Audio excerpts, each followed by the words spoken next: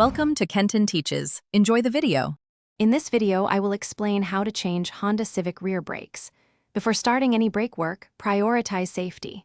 Always work on a level surface with the parking brake firmly engaged.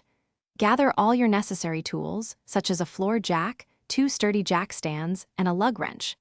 Don't forget your personal protective equipment, like safety glasses and gloves, to protect yourself from debris and chemicals. Consulting your car's service manual for precise torque specifications is also a smart first step.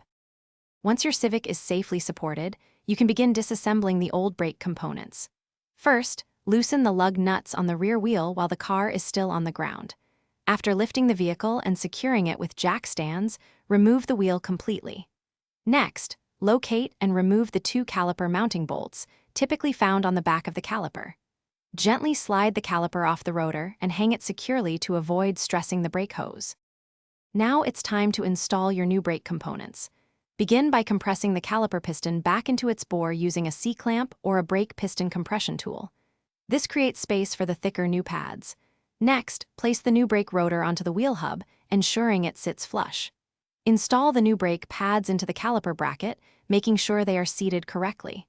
Finally, slide the caliper back over the rotor and secure it with the 2 mounting bolts, tightening them to the manufacturer's specified torque. With the new brakes installed, it's time for the final steps. Reinstall the wheel, hand-tightening the lug nuts, then lower the vehicle. Once on the ground, fully tighten the lug nuts in a star pattern to the correct torque specification, usually around 80 foot-pounds. Before driving, pump the brake pedal repeatedly until it feels firm. This resets the caliper piston.